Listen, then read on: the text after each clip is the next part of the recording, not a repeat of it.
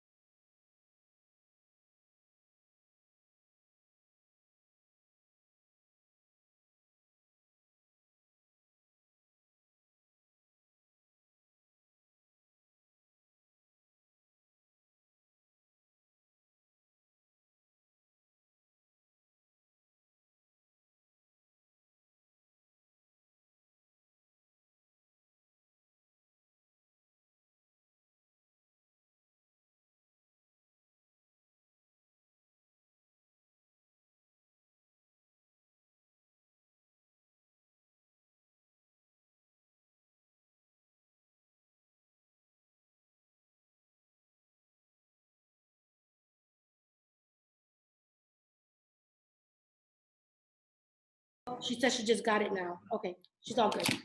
Thank you. Don't forget the popcorn. That's what I get for calling people loud. I'm gonna go to Councilor Flynn. Thank you. Thank you, Councilor Mejia, and thank you to the organization for sponsoring this.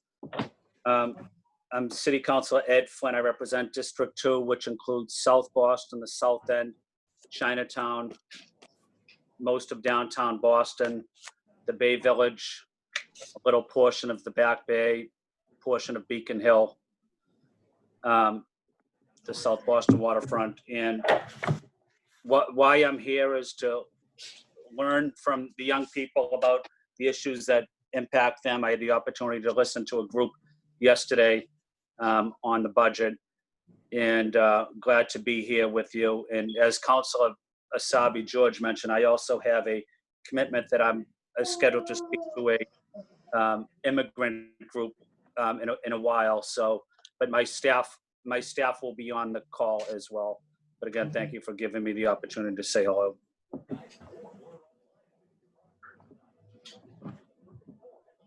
May you please pass it on? Yeah, my good friend, John Barrows. Councilor, thank you very much. My name is John Barrows. I'm Chief of Economic Development for the City of Boston, here representing Mayor Welsh. I am here, well, my pronouns, he, him. I am here representing, I'm here because I want to hear from the young people about things that matter and be a partner in trying to address them. So I am going to, who do I see here? Getting down to counselors. I've got in my face Councilor Kenzie Bach. Great, thanks so much, Chief Barros. I'm Kenzie Bach, she, hers, represent District 8, which is the West End, Beacon Hill, Back Bay, Fenway, Mission Hill. And thrilled to be here. Started organizing and knocking on doors when I was a teenager, and really believe there's a ton of power in youth, and glad to be here to listen today. Thanks.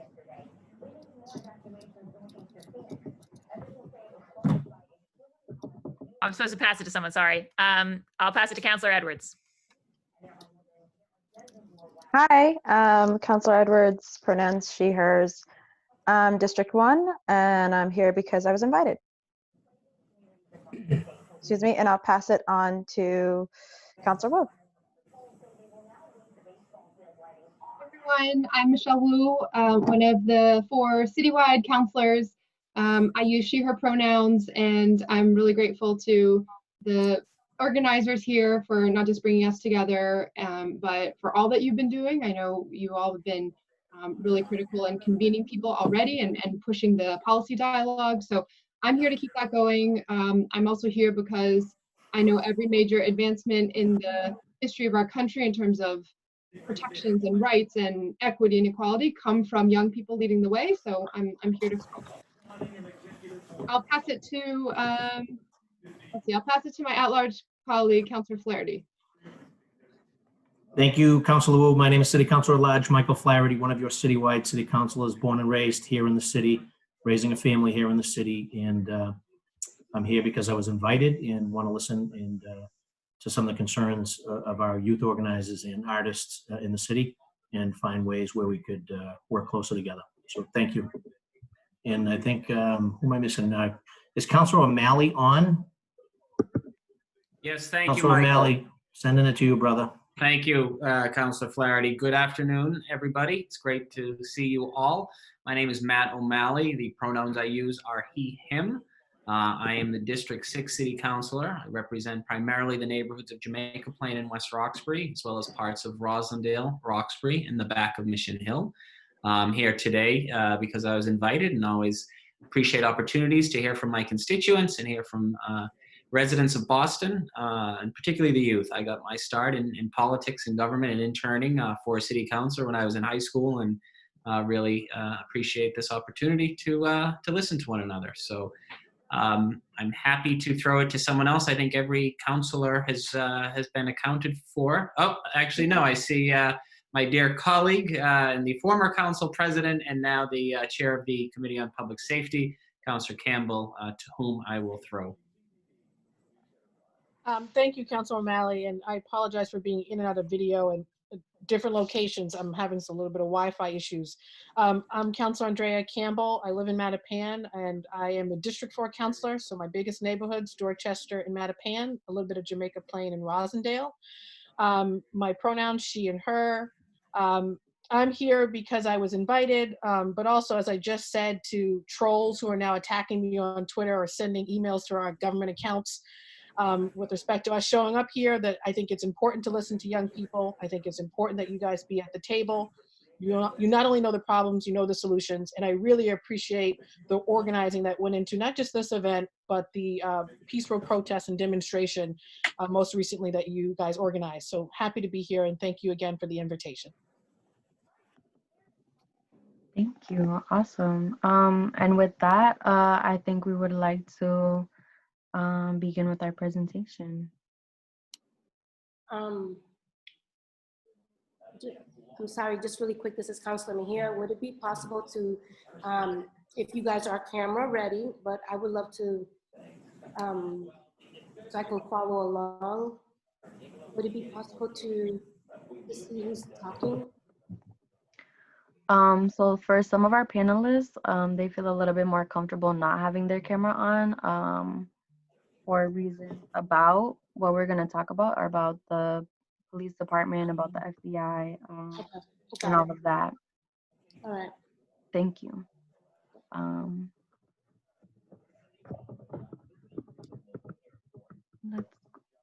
I would also like to say I've seen comments by the attendees about if the mayor is in attendance as well as the empty chairs.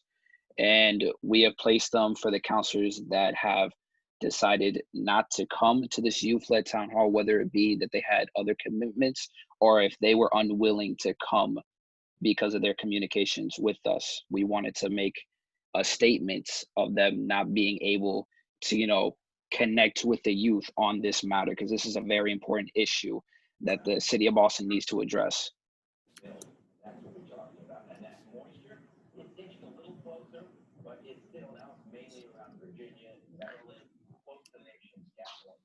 Right.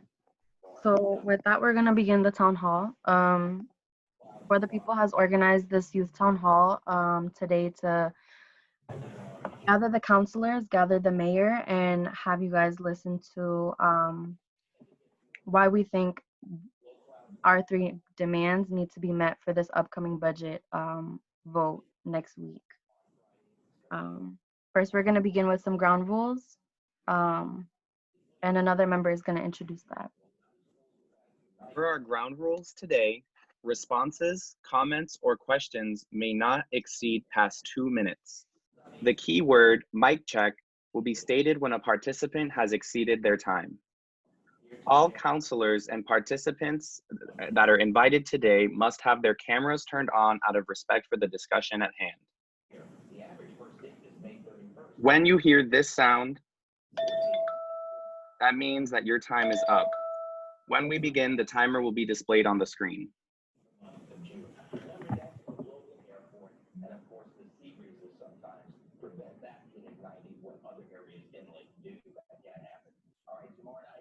Nakia, would you like to begin our mission statement? Yes. Hello, everyone. Welcome. Welcome to For the People's Town Hall. We are a youth-led collective of more than 20 plus Black and Brown activists and artists.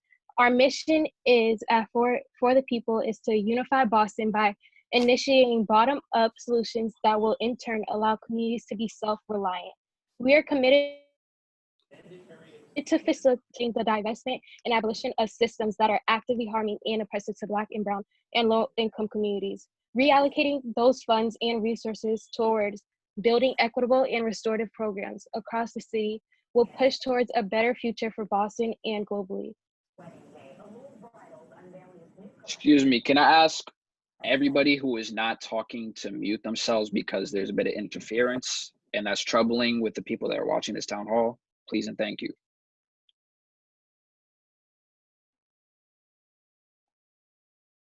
Thank you.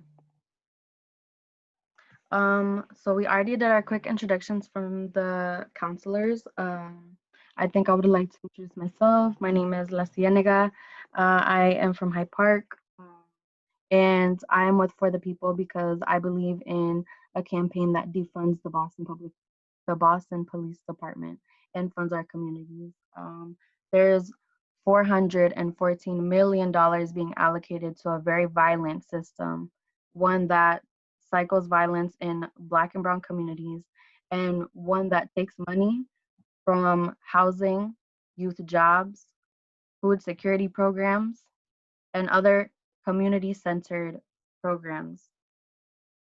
I believe that a lot of the money that the Boston Police Department uses is disgustingly cycled into violence, and we need to reallocate that now.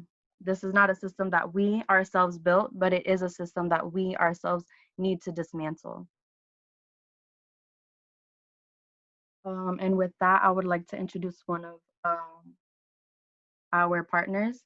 At this point, we're going to do a breathing exercise to ground ourselves and to ground this conversation. And if she is ready, I would love to introduce Mila. Hi, everybody. Can everybody hear me? Yes. I'm just going to expand. Yes, we can. Great. I'm going to expand this so I can see your faces so we can communicate body language, you know? I am outside. You know what? I'm going to go inside because I'd like to minimize distraction. Apologies for that. Okay, so like we said, sometimes you just got to move to the bathroom, you know? My name is Camila, and I don't know if, I mean, I hope some city officials here were able to maybe attend or like peek into the march that was created last week, and we were able to introduce a narrative, a way of safety precaution that includes mindfulness, that includes being aware of the land that you're on. And so at this point in time, I'd like to acknowledge that most of you are on Massachusetts land, and that it's part of the history that, you know, this land has been colonized, and our Native American brothers and sisters and relatives, it is theirs. And they often use their ceremony in order to create space. And so as an offering, I'd like to guide all of you through some breathing exercises. I know how maybe stressful it can be to be a city official, so hopefully this feels grounding. And so if you are able to, body-wise, whatever your seat looks like, feel free to take a comfortable position, whether that means standing up so that your body feels good, that's okay. Whether it means sitting back and letting your feet uncross, that is okay as well. But really allow your contact with whatever you're seated on to become your focus of attention.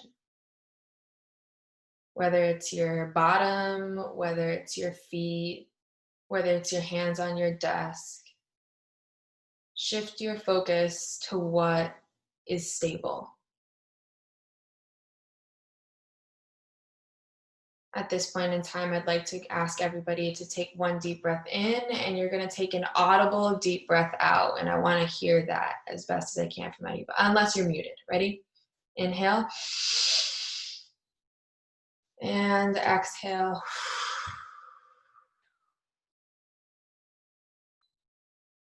At this point in time, I'd specifically like to ask city councilors and everybody watching to call in their ancestors, to call in your grandmothers, your grandfathers, your nonas, abuelitas, abuelitos, and all those who came before you who had to fight to be here, including white folks, including folks who have benefited from this system that we are trying to dismantle. I ask that you call on your ancestors and ask them to guide you, because they too have fought in their own way.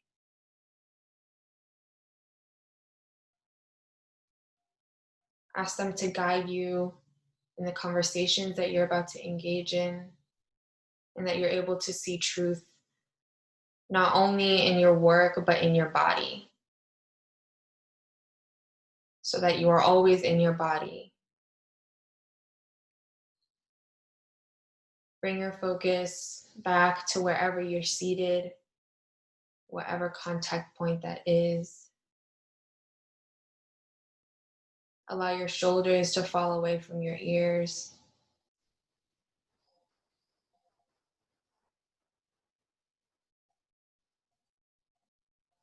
I'd like everybody to put their hand on their chest and another on their stomach, however that feels comfortable. And just notice how your heart may be pounding, how your chest might be rising and falling.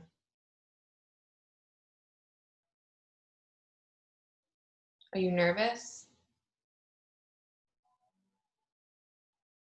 Are you anxious? Is it fast? Is it hot?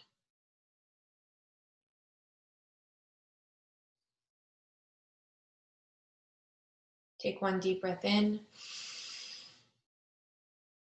And exhale, let your hands fall to wherever they will go naturally. And at this point in time, feel free to start moving around, slowly opening your eyes.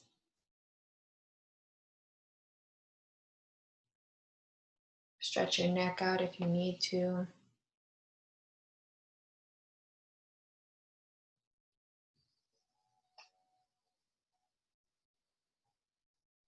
I hope that felt good for everybody.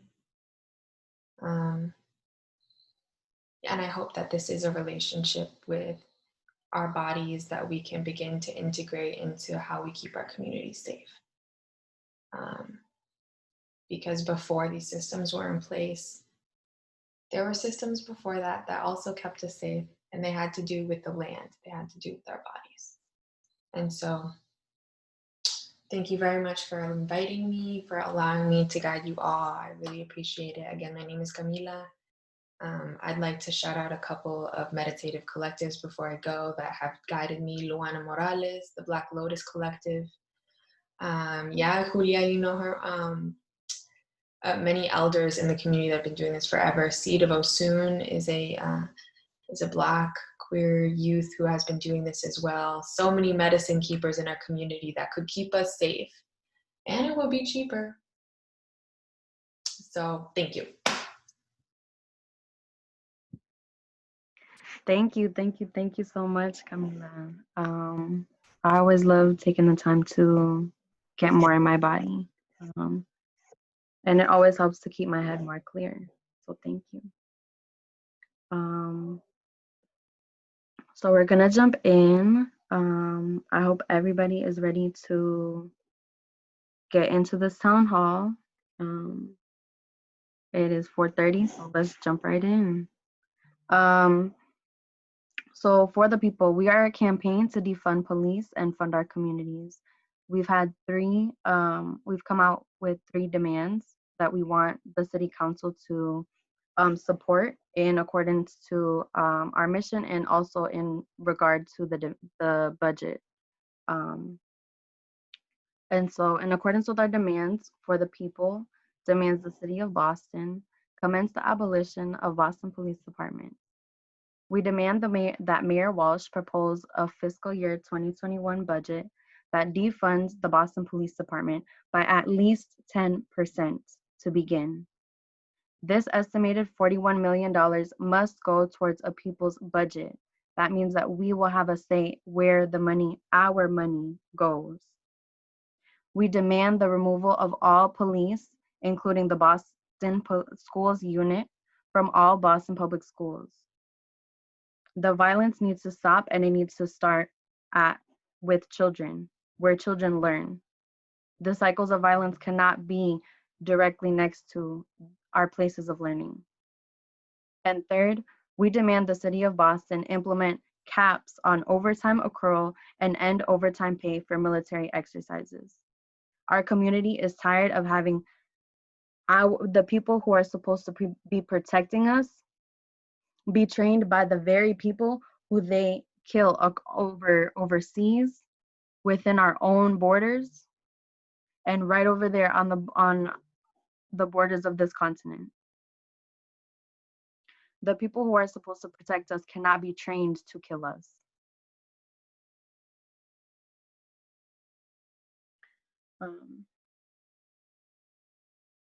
With that, we want to share our graphic. Again, our demands.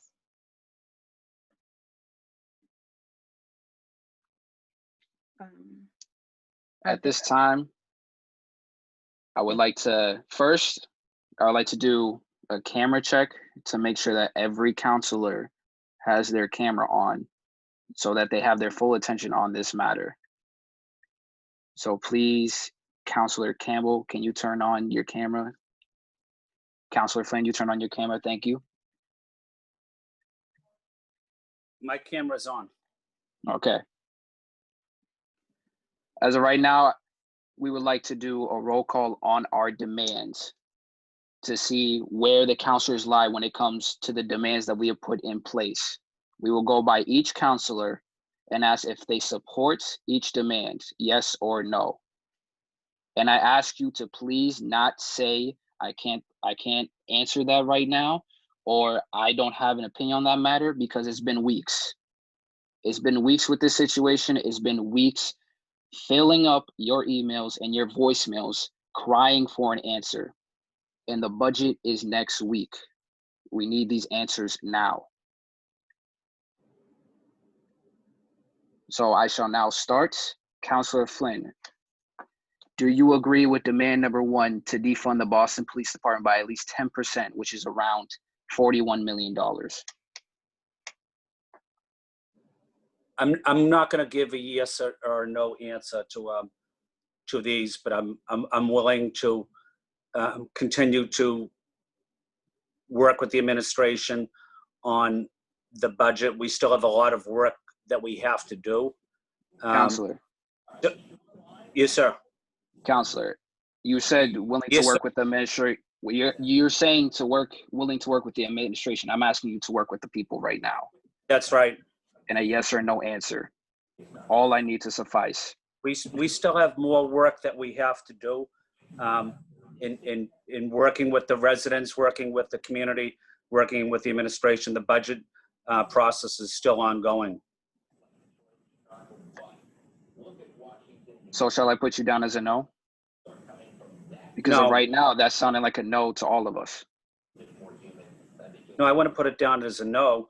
I just have to make sure I do my due diligence and study the budget and make sure that I represent my constituents the best I can. I take that job very seriously. I work 7 days a week, 7 nights a week, and I advocate for my district. Yes, you're absolutely right, Councilor. But even though if some of us don't live in your district, we are still your constituents. Because every time you vote, you are impacting the people in the city of Boston. So it's not just your district, it's all districts in the city. Right, I understand that. So I will ask you, do you agree with demand number 2 to remove police from the education system? I was a substitute school teacher in the Boston public school system, and I saw the critical role That's time. I'm going to put you down as no, unless you want to say that you'll change it to yes. I was trying to answer the question, sir. If we Yes. could keep the answers to the demands to yes or no, please, for the sake of time.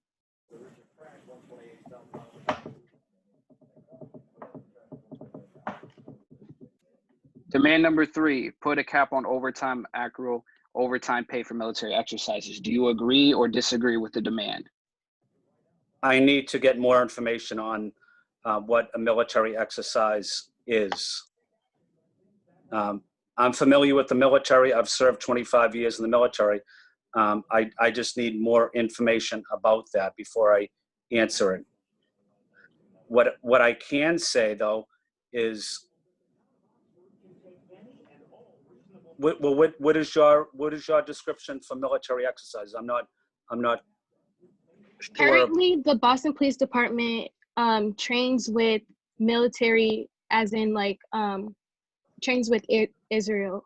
So what we are trying to see is if you are in support or not in support with the demand to make sure that the Boston Police Department does not train with or have any access to participating in military exercises. And then can we also put a cap on the overtime accrual? So currently, the Boston Police Department has also exceeded its budget to around 70 or 72 million in overtime. And we also want to put a cap on that. 60 million was already way too enough. Our students and our schools are underfunded, because if they were funded, every student would have been already succeeding. So we're trying to say, can we please allocate these funds to the community? And are you in agreement or not in agreement with demand 3? I would have to do more research on what military exercises they would be. I have great respect for our veterans and military families, so I need to study it closer. I take these issues very seriously, but I don't want to give you an answer that's inaccurate. So I probably can't answer that one right now. Hey, Councilor Flynn, we're going to be moving on. As for the other councilors, please keep it to a short answer, yes or no, because we want to give time to the constituents to be able to give out their voices on this matter. Councilor Wu, on demand number 1, do you agree or disagree with defunding the Boston Police Department by at least 10%? Yes, but I want to have a conversation about where that should go instead, but yes. Thank you. We can have this discussion later on in the town hall. As for demand number 2, removing police from the education system, do you agree or disagree? Agree. Demand number 3, put a cap on overtime accrual and overtime pay for military exercises. Do you agree? So I agree. This one I'm just gonna put a little asterisk because I filed a 17F order with the city that the answers are due back on Friday. So we should have details on what sort of militarized training, tactics, and equipment are used. And then my plan is once we know what is actually happening and how often and this and that, to have that conversation, but I completely support demilitarizing the police. And yes, cap on overtime accrual. Thank you, Councilor. Councilor Essaibi-George, on demand number 1, where to defund the Boston Police Department by at least 10%, around 41 million. Do you agree or disagree? I agree with that, and I've been on the record saying that. Thank you. On demand number 2, to remove police from the education system, do you agree or disagree? I disagree with that. I was a 13-year classroom teacher in Boston, and I disagree with that. Can you explain in 1 sentence or more, in a few sentences, why you disagree? Sure. I think, and this can come up later in discussion, although I will be signing off, I think that there's a real opportunity to make sure that our school police officers are partners in this work. They want to be partners in this work. And for me, they are an added voice in need, and they would ask for it themselves for additional training. I think they play a really important role in our schools and should continue to be allowed to do that work with additional training. And as for demand number 3, to put a cap on overtime accrual and overtime pay for military exercises, do you agree or disagree? So I think that should be 2 questions. I have not looked at all on the overtime pay for the military exercises, and appreciate Councilor Flynn's comments and questions about that question. So at this time, I would say no to number 3. Thank you. Councilor Flaherty, on demand number 1, to defund the Boston Police Department by at least 10%, do you agree or disagree? I disagree. When we talk about defunding the Boston Police Department by 41 million, I think we really need to assess what that means in the larger context of community engagement, community policing, collective bargaining agreements, which control a big significant portion of it, and also the minimum levels of service throughout our community. So I'd be reluctant to cut by 41 million. I think that would be devastating to public safety. As for demand number 2, removing police from the education system, do you agree or disagree? I do not support the complete removal of Boston Police, particularly the school police unit, from the schools. It's not an either-or discussion for me. I think our school police unit, which comprises about 75 employees, they can be our partner in this. One of our most important fundamental obligations is the education of our children and making sure that they get a good quality opportunity, but also in a safe learning environment. And we need to recognize and acknowledge that there have been events in the past. There have been folks that bring guns to school, knives to school, etc. And we need to make sure that we're protecting all of our students in the school community, particularly our young people. So I'd be reluctant to say that we need to remove all of the Boston Public Schools, remove the police from all the Boston Public Schools. I think it should be maybe on a case by case. But again, they're our partners. They deserve a seat at the table, and we ought to be working with them. As for demand number 3, do you to place a cap on overtime accrual and overtime pay for military exercises, do you agree or disagree? Yeah, well, I think it should be a twofold. I'm supportive of reducing the amount of overtime for all of our departments. So I want to be very clear that a lot of the overtime spent, particularly for BPD, is triggered as a result of collective bargaining and other costs, such as being understaffed, as well as forced overtime for a number of different things that happen across our city. So, but just that department, along with other departments, we should always be taking a look at overtime and outside contractual services. I need a little bit more specifics on sort of the military exercises that have been referenced here and what that means. And so, again, capping overtime and being prudent and judicious as to where that happens, of course, I would be supportive of that, but need to know a little bit more about what you guys are referring to with respect to military exercises. Thank you. On Thank to you. Councilor Campbell. On demand number 1 to defund the Boston Police Department by at least 10%. Do you agree or disagree? Yes, and I'm on record with respect to that. Thank you. On demand number 2 to remove police from the education system. Do you agree or disagree? Yes, on the record for that too. Thank you. And on demand number 3 to put a cap on overtime accurate and overtime pay for military exercises. Do you agree or disagree? I am for looking at caps for overtime. I'm also for, right now we have a 4-hour minimum requirement with respect to overtime and court appearances. I'm also for, reviewing that via our collective bargaining agreements. But one piece on the military exercises, I do think it's critical that you guys give us a little bit more time there, because there is documentation.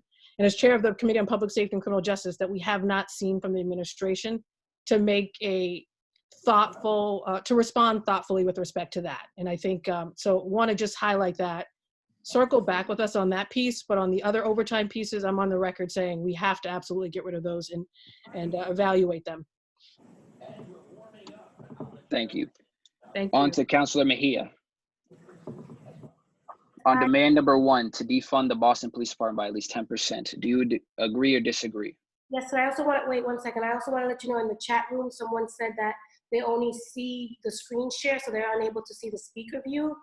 So that was just a little bit of feedback that came in the chat room. And then in regards to demand number 1, I thank you for that. I don't think we should divest. I think it should be 15%. You're asking for 10. I don't think that that's enough. So I do support it, but I want to go a little bit harder because I think we need more dollars to support the issues that we have been denied for so long. So I would ask for more than 10%. Thank you. I should also reiterate that it's demand number 1 is at least 10%. So if you feel it should be more, then it should be more. But yes, I agree, and I'm on the record for that already. okay. Thank you.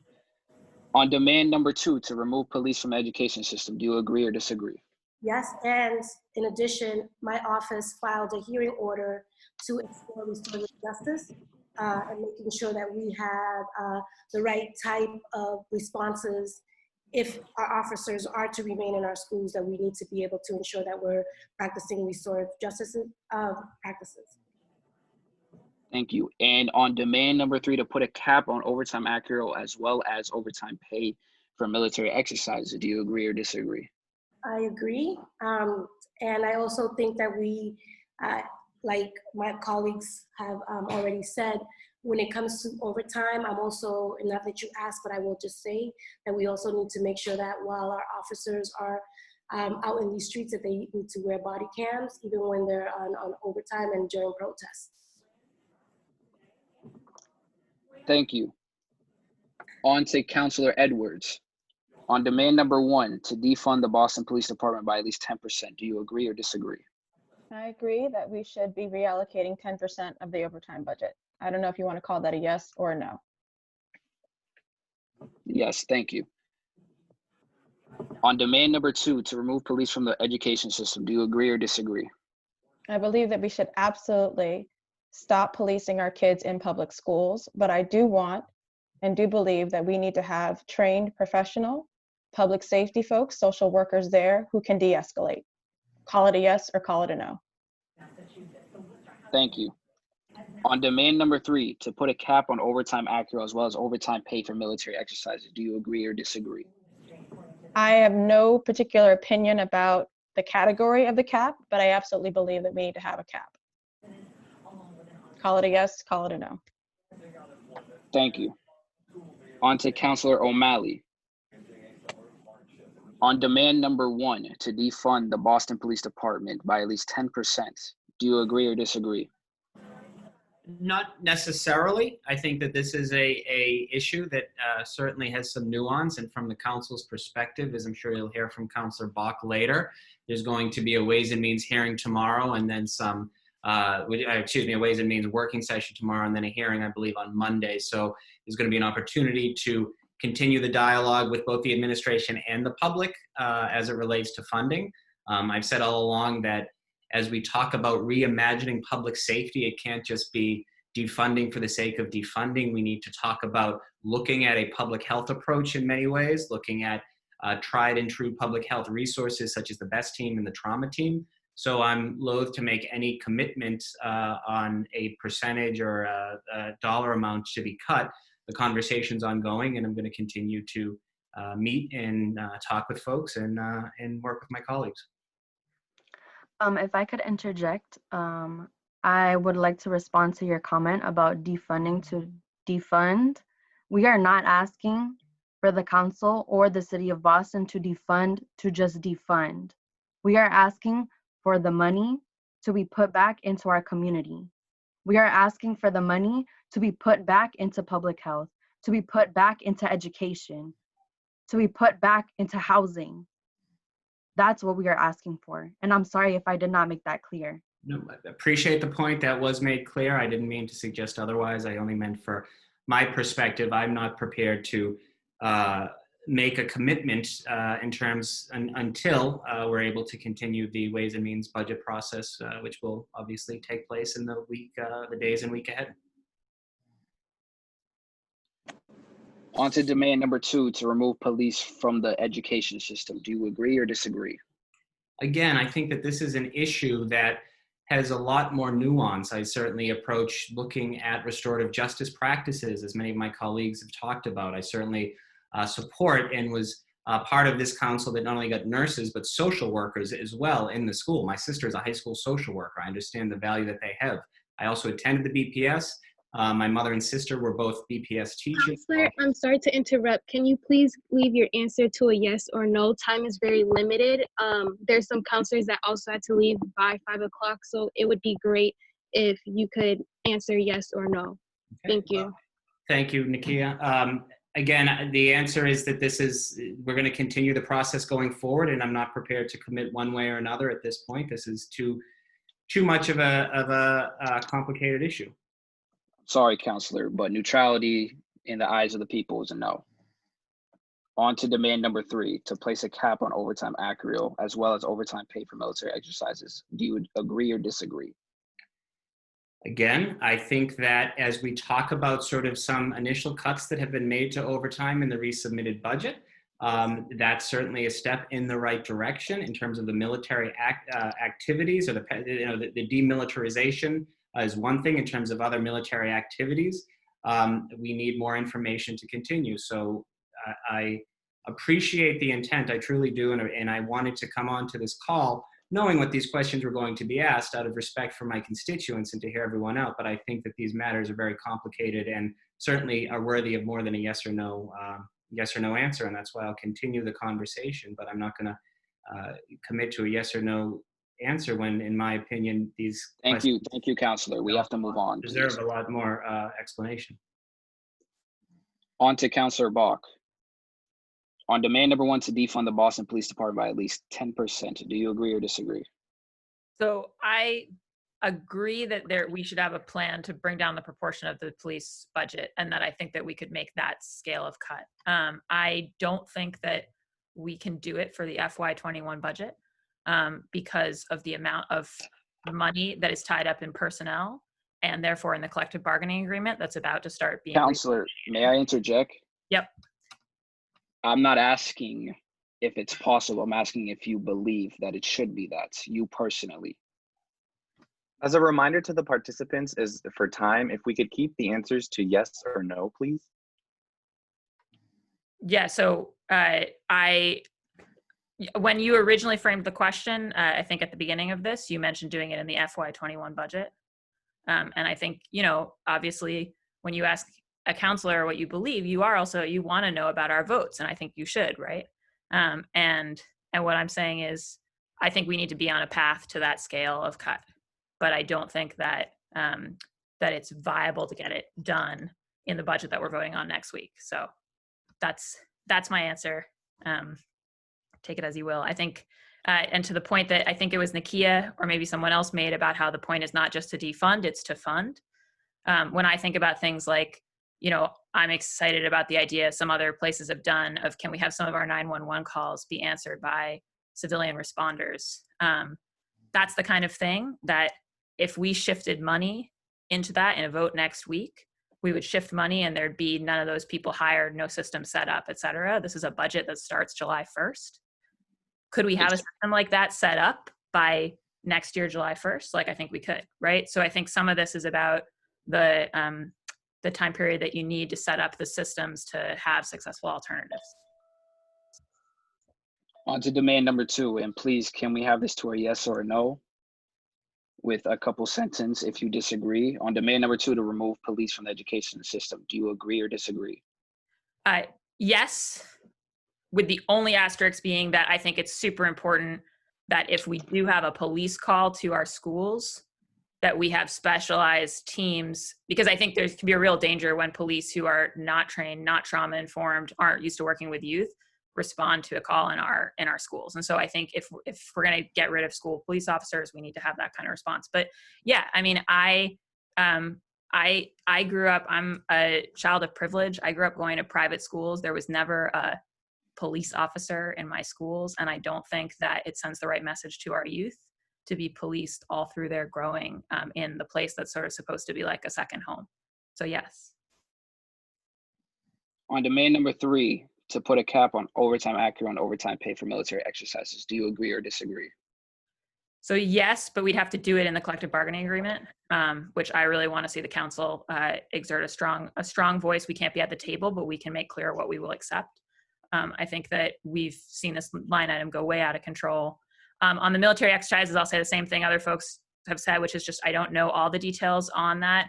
I guess there are probably some military exercises that I think our police should be engaged in. Specifically, I know there's one that has to do with if a LNG gas tanker blew up in Boston Harbor. But that kind of thing seems like it should be part of regular work and so shouldn't involve overtime. So yes, with that caveat. Thank you. And I believe that's all the counselors that are present. Unless I am missing one, please speak up. May I please speak up? This is Councilor Edwards.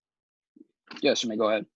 I want to be clear. I understand in the chat that my answer, I think, has been distorted. I want to be clear. I believe the 10% should come from the overtime budget, not the overtime budget should be cut by 10%. So the 41 million should come from the overtime budget. That's what I wanted to convey, and I think that someone had misconstrued that in the chat. Thank you for clarifying. And I wanted to follow up on one issue is on military exercises. We had a military presence at the hospital at the BCEC during the coronavirus. They played a tremendous role. The medics at BCEC at Hope, and also they did a lot of testing for our seniors in public housing, the Mass National Guard. So I'm proud of the tremendous work the Mass National Guard did in testing so many people and saving so many lives, really, especially our homeless community. So that's also important to know, that our military plays a positive role in our city.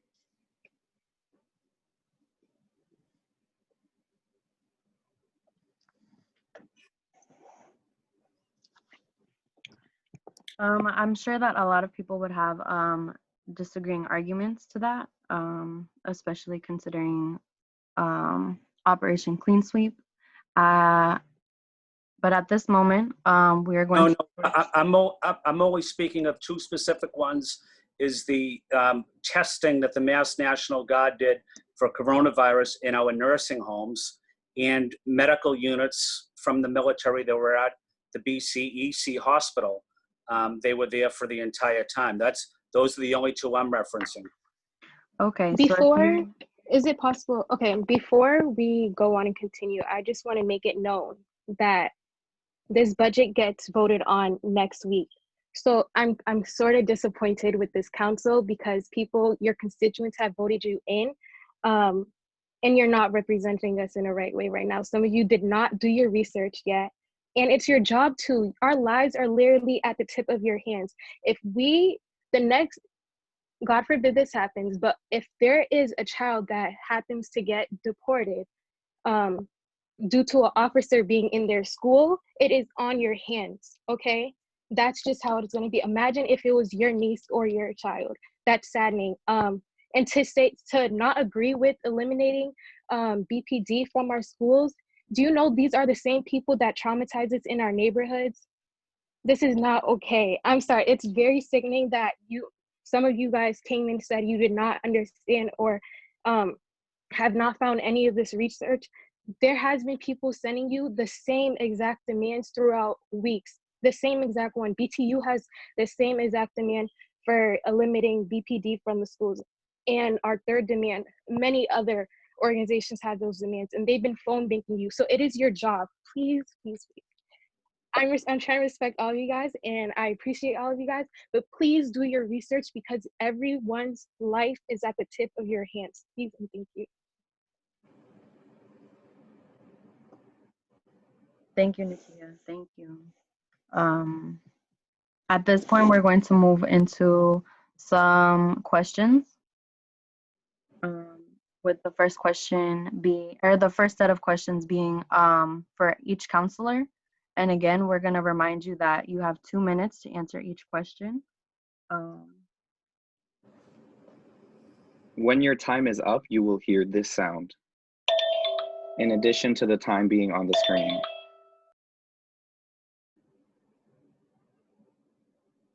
Yep.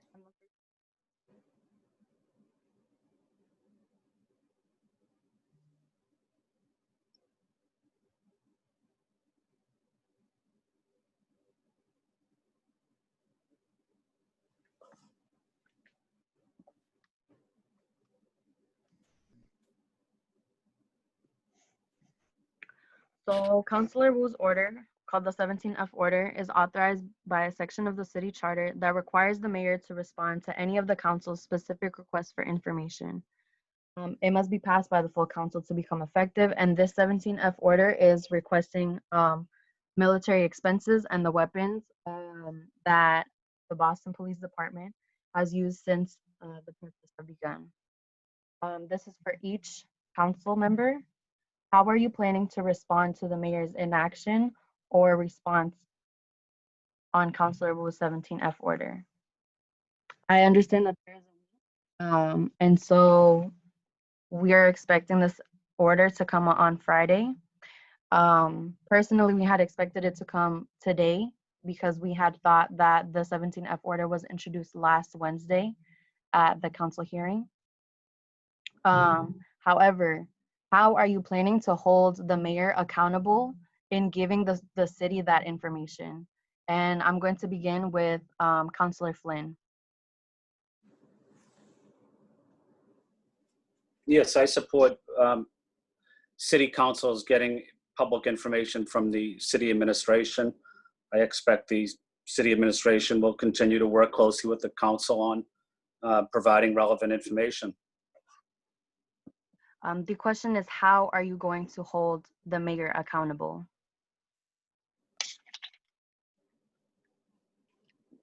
I think we talked about it today in the city council hearing. I think they're going to provide information to the city council in a timely manner.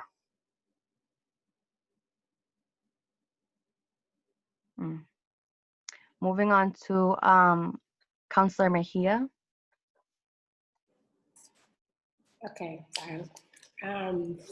So, I mean, I ran to do just that, is to hold everybody and myself and the mayor accountable to the voices of the people, right? So in terms of how I plan to do that, I see as a community organizer, this is an amazing opportunity to do inside-outside strategy where we're out here holding hearings, and when we don't get the information that we're seeking, then we file 17Fs. But the fact that we even have to do that we're going to have to explore whether or not that even works. But when I talk about an outside strategy, is working in collaboration with you and other activists who are out on these streets, who are also making just as much noise on the outside as we are doing on the inside. So it's really about how do we utilize our unique perspectives and voices to apply that pressure on the administration to give us the answers that we're looking for. Thank you. Moving on to Councilor Bach. How do you plan to hold the mayor accountable to the 17F order? So, I mean, I 100% support the 17F order, and the whole idea of it is that it's a power of the council. So if the mayor defies us and we don't get that, then, you know, then I guess we escalate. I might have to call Lydia or Michelle on exactly what we do. It might be a subpoena. But like the 17F, what it's referring to is the fact that the council has a right to that information. So I would 100% support us getting that information in all situations. May I go? As she mentioned me. Yes. What you do and what we can do is just file suit. You have a single justice in the Superior Court, and we file suit, and that justice then compels the city of Boston to turn over the information. We need to go to court. That's the power literally in the statute that we are given to compel. I'm waiting on my own 17F on Friday. And by the way, in terms of the deadline, I also pushed back on my 17F. I've only filed at the same time as Councilor Wu on Wednesday of last week. They have 7 days to comply. However, they're interpreting, and rightly so, while we passed it on Wednesday, they formally received it in the blue jackets. That's the, like when we pass and get an ordinance, it's formally received by the State House, or formally received by the clerk on the Friday afternoon after we pass it. So they're formally received on Friday. So a week from that is this Friday. Thank you. Thank you for that clarity. And yes, I'm an attorney and happy to file suit. So, yeah. On to Councilor Wu.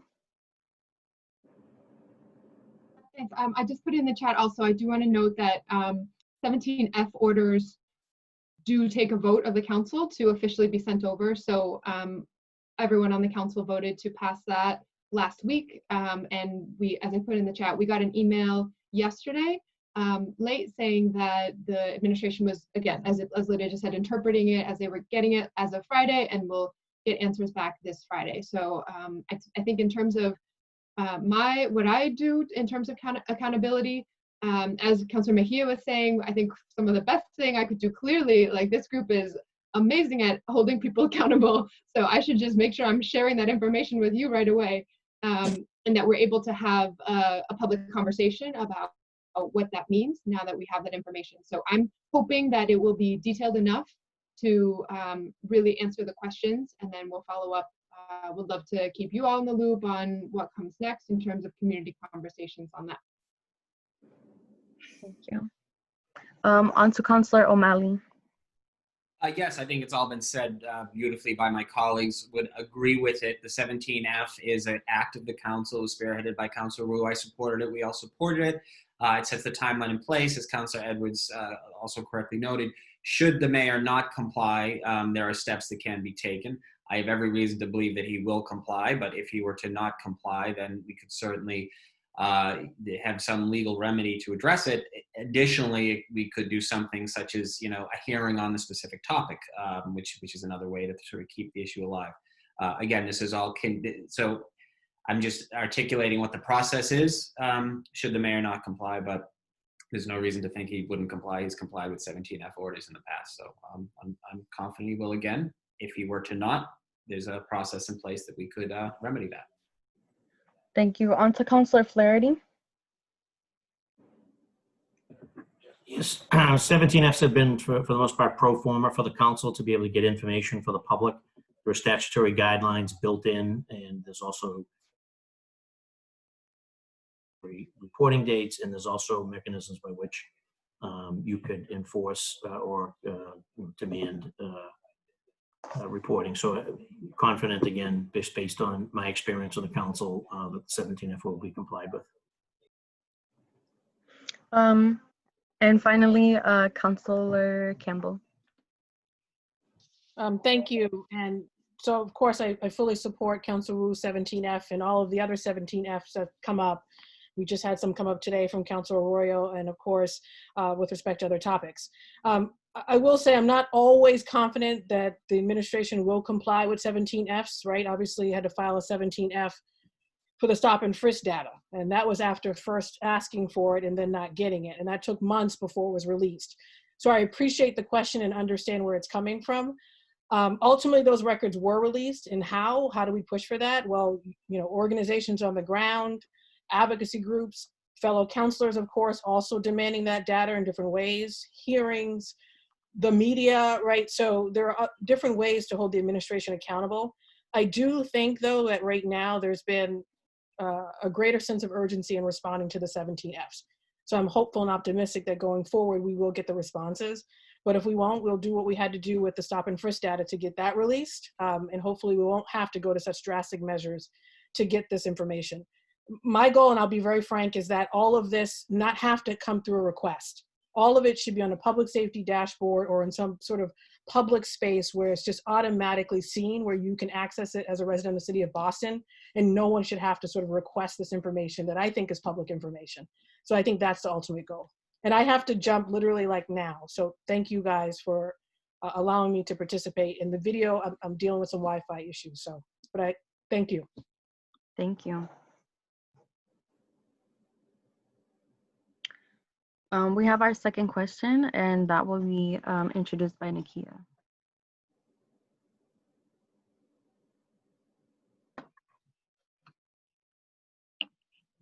The next question is, tell the counselors, did you advise Marty Walsh on the new revised budget with the 12 million divestment? Me first. Okay, you can go first. One, because I have to go, but two, no. We found out with a lot of folks, or at least I you know what, I shouldn't speak on behalf of my other fellow counselors. I don't know the conversation that they had, but I found out about the $12 million as it was being rolled out. So that's, yeah, I read it. We got a call beforehand to say this was happening, and then it happened. I can't speak for the other counselors. Thank you. Could the next counselor, I'll give it to Counselor. Who is speaking? This is Counselor Campbell. I have to jump, but I'm with Counselor Edwards. The answer is no. Everything she's. Thank you, Nakia. Bye. Thank you. Did any other? So I'll make it quick and simple. Did any counselors get to speak to the mayor or advise the mayor on this? No. This is Councilor Mejia. Thank you. No one called me. Oh, I got it. Yeah. Same as Lydia. We're an afterthought in that situation. Wow. Okay. Mayor Marty Walsh, anything to say?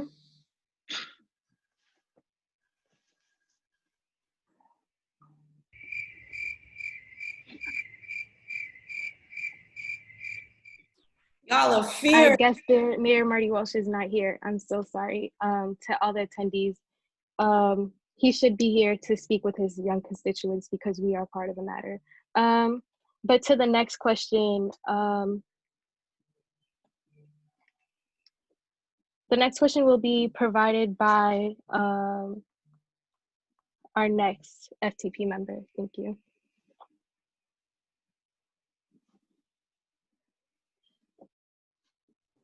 Sorry, I was on mute. Before we go to the next question, I would just like to get clarity. Did anyone advise the mayor? Did any council member advise the mayor? Advise him on the budget, on the $12 million divestment. No, we didn't have the opportunity to speak about it. We found about it after the situation was shared. But we did, or at least I know I did, made my voice heard in terms of how I felt about it. I mean, if I may just add, this is just Councilor Flaherty. So the process by which it works is that we rejected the mayor's budget without prejudice, and then he's entitled to resubmit the budget, based on a whole set of factors.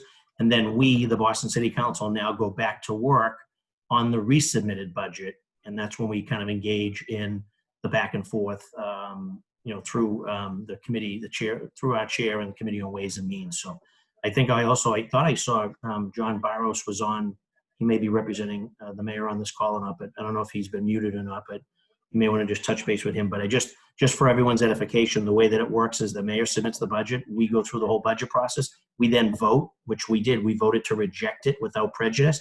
We then volley it back to the mayor and his team, and then his teams go back to the drawing board, and then they resubmit a budget, which is what they just did. And now we have the opportunity to now go through those changes or those recommendations, and we can make informed decisions, and or we could push back, we could pick up the phone. So it's incumbent upon each and every city councilor to advocate for their constituencies, for their districts, their neighborhoods. Councilor Flaherty, if I could just interject. I believe Councilor Bach has something to say, but I just wanted to be clear. I wanted to just ask and make sure that the mayor was not advised by any council member. So that was just a simple no or yes. We can move to Councilor Bach. Yeah, so I think the whole council found out about the 12 million and the reallocation shortly before the announcement. However, I do think it's important to say that there are a bunch of things that councilors have been pushing for, right, in our budget process. So we've, for instance, like had councilors saying to the mayor in our public meetings, et cetera, we need more money for the trauma teams. We need more money for language access. So there are a bunch of things that are in that 12 million reallocation that are things councilors have called for in public. But I think if your question is there a councilor like putting together that package of $12 million, that was definitely the mayor's team. Okay, thank you.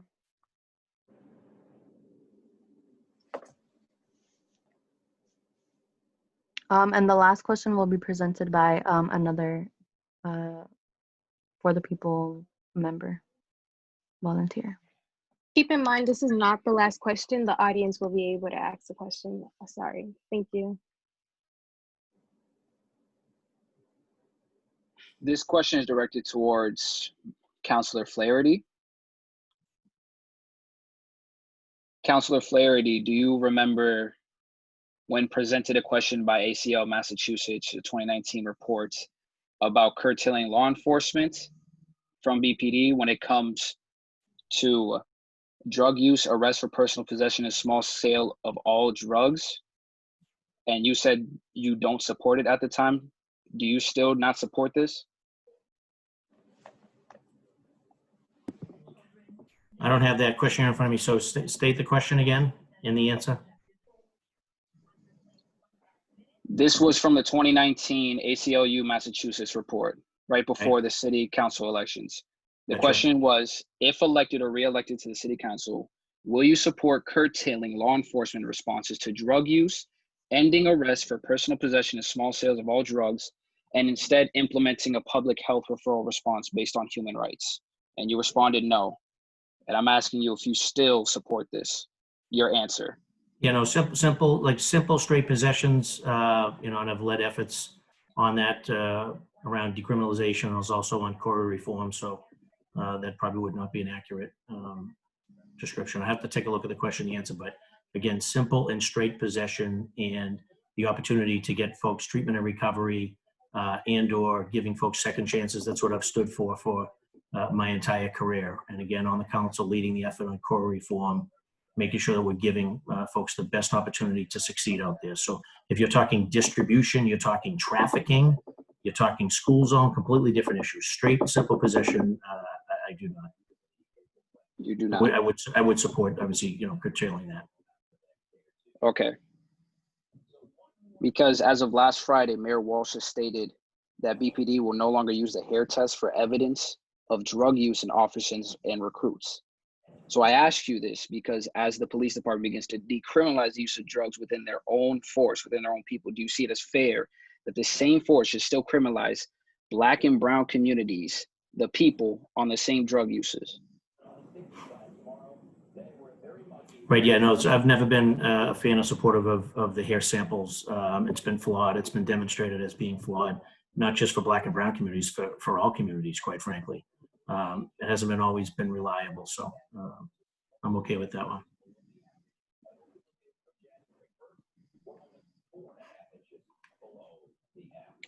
And yes, at this time, we're going to move to a check from the attendees. The short answer, the hair test is faulty and it's discriminatory, if that was the question.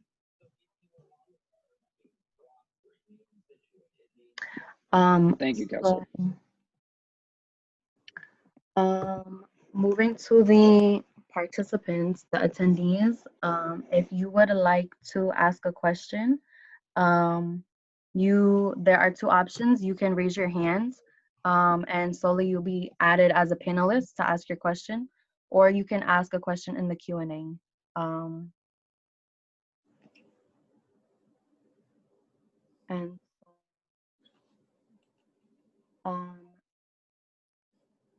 Julia,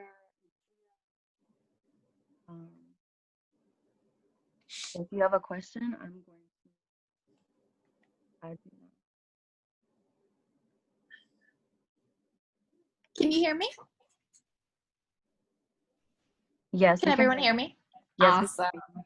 Hi, I am not an official member of FTP, but I would like to bring the attention to, well, first I'd like to say how disappointed I am about how many city councilors couldn't attend, had to leave early, and that the mayor did not attend because this is a very important meeting that you all knew about ahead of time. And now I would like to bring your attention to, this is to all of the city councilors on the call. Does anyone know the name Timothy M. Kervin? Anyone familiar? Yes or no? I'm asking all counselors. Currently, most of the counselors are shaking their heads no, so I think they're saying no. Okay, so he was the highest paid BPD employee in 2019 at, he was the highest paid BPD employee in 2019 at a rate of $343,818.16. That's per the ACLU. You do a quick search on Timothy M. Kervin via Google, and you find a Boston.com article that cites him in 2007 for committing 191 violations in retaliation to his detail cards, 68 in inaccurate detail cards, 46 receiving detail outside the system, 6 counts of accepting detail during his regular patrol shift, 1 count of breaking a law, 1 count of conduct unbecoming of a police officer. And he is the highest paid BPD employee of 2019. Would anyone like to comment on that? Yeah. Shocked. Oh, go ahead, Julia. First of all, I appreciate the information. I would like to know where and how I can find that data and any more data that can help inform my thinking. Is that Julia? Julia Webster here. So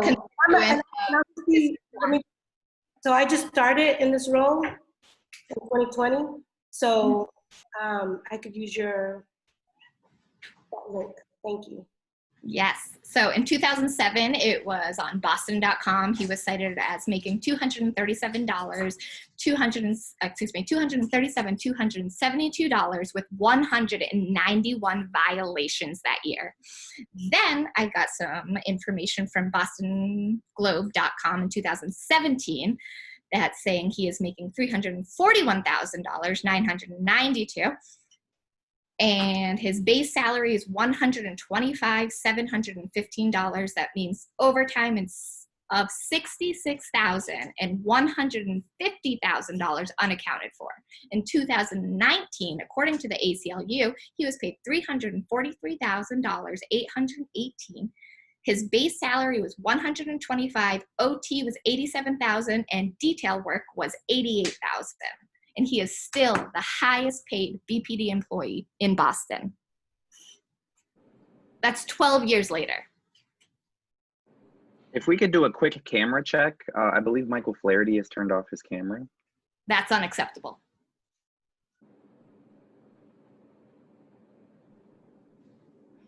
Can I jump in? Sure. Yeah, so while I don't know about that specific case, I think that it's raising a critical issue, and I've seen some conversation in the chat about people's interest in the collective bargaining agreement. So I would say, have a major limitation in the way that our collective bargaining agreements specifically for police are set up in this state, which is that basically if somebody is terminated within the police department for something that they did wrong, whether it's something like you're describing on the detail pay or it's something that they do in action, the agreement basically kicks the question of whether they were legitimately terminated up to a state board that has again and again and again overturned our decisions to terminate officers. And not only that, has reinstated them with a right to back pay for the years that, like the time that's spent in the litigation. So basically the city of Boston has had a series of cases where we've tried to terminate a police officer and been unable to do so.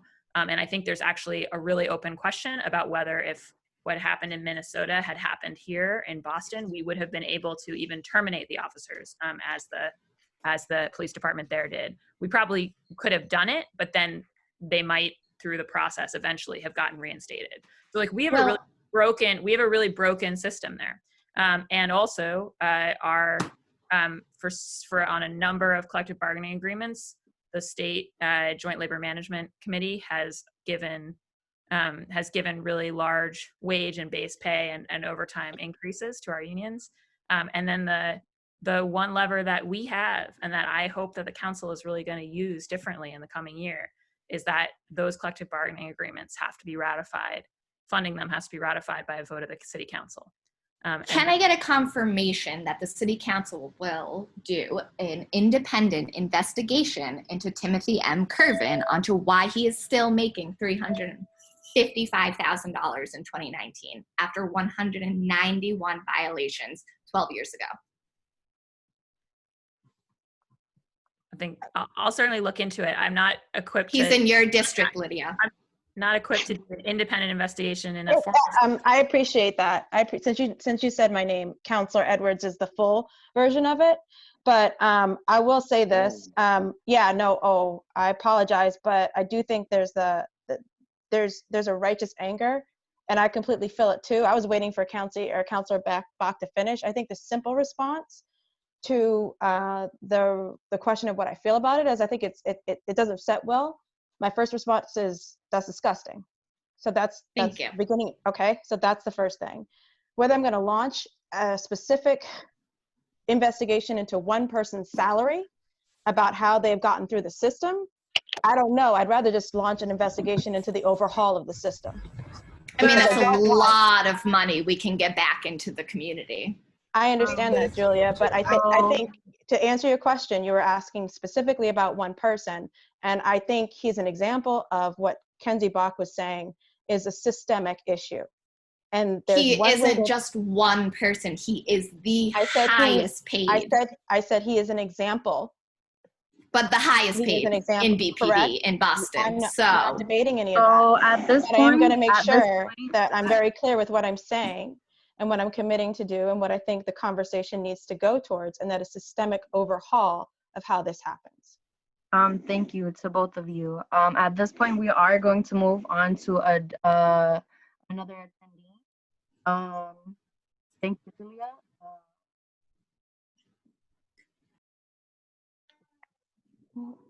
And I'm going to let Neha into the panelist room. I would also like to take the time to remind everyone of their 2-minute time limit. This includes attendees, and again, it includes panelists.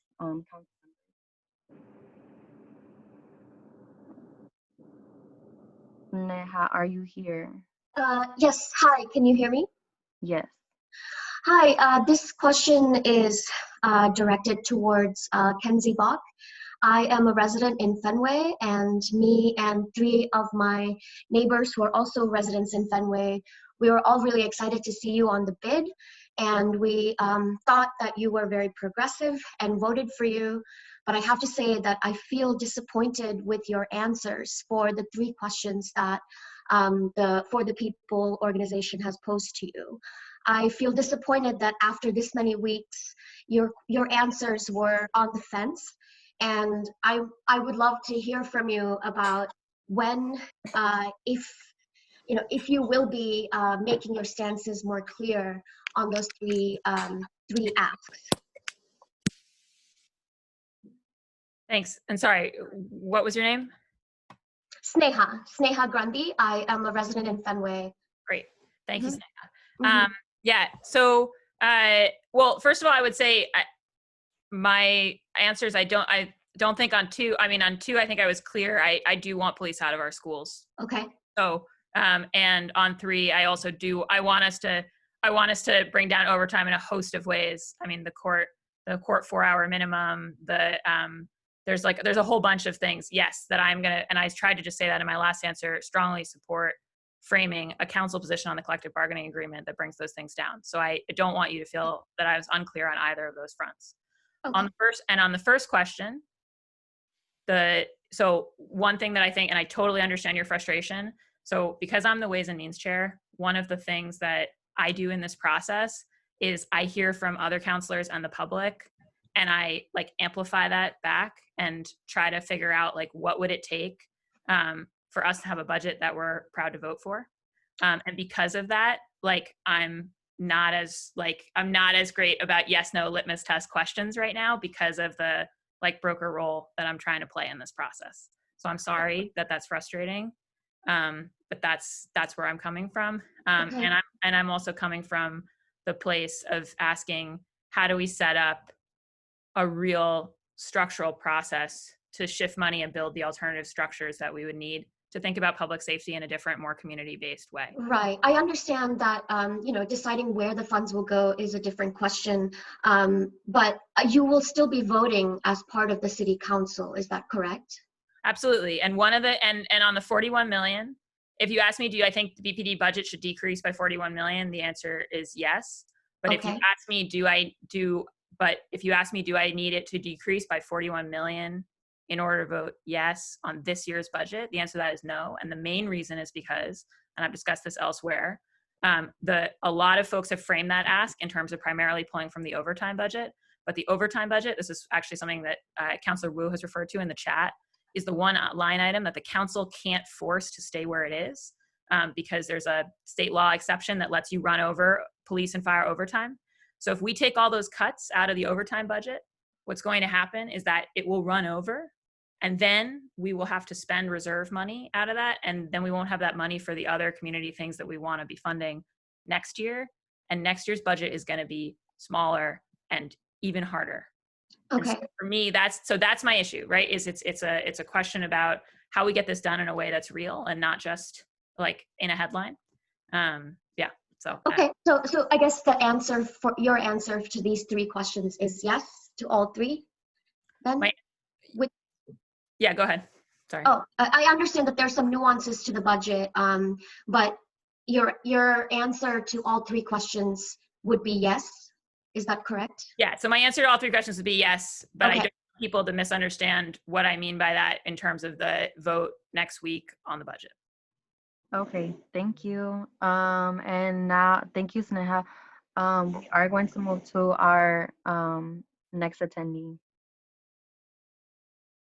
Rory, are you here? Hello, can you hear me? Yes, we can hear you. All right, fantastic. My name is Rory. I'm a resident of East Boston. I want to talk about your interrogation program, specifically the police department's interrogation program. Some data came out recently that the Boston Police Department only released in 2016 regarding their racial profiling and what is essentially a stop and frisk program. Out of all the stops that they were able to document or had data for between I think it was 2003 and 2016, 70% of those stops were Black people. All right. And I mean, correct me if I'm wrong, I'm pretty sure the Black population in the city is only 22%. So that's a very, very serious issue that's not going to be solved with a couple days of, oh, okay, you know, let's go in and have some sensitivity training, you know, let's go in and have some bias training or something like that.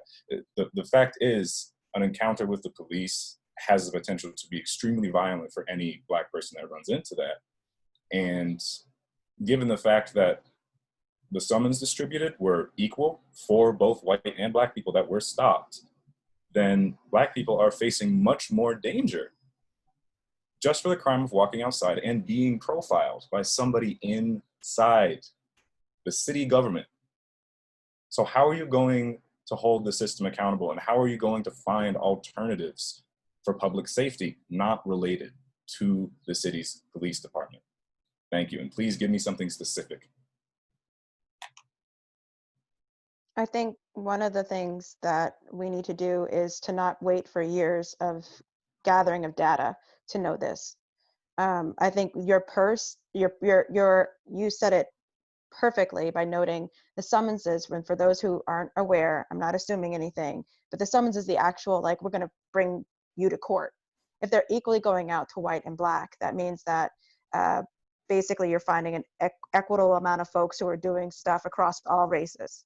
The issue is what I believe the speaker, the questioners asked, is noting, is that one group is being overly policed and then resulting in nothing. So it's just, so it's right. So it's just a form of harassment and trauma, and also for some potential of life-threatening issues. So for us, and what I think is necessary is an annual review and annual data that demonstrates who stopped, and when and comparison to the summons based on racial data, so that we're seeing on an annual basis what the hell is happening.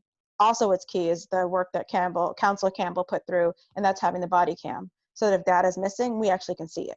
Anytime you go to stop somebody, your camera needs to be on. So there's two specific things. We need annual data and cameras to back it up to see who and how they're stopping people, because there's also disparity for some in how they treat people who they stop, how they treat people when they do stop them, how respectful they are, how disrespectful they are, how much, and they're likely to touch your body, pat you down, all those different things. And I think that's another disparity that we could really only see through camera.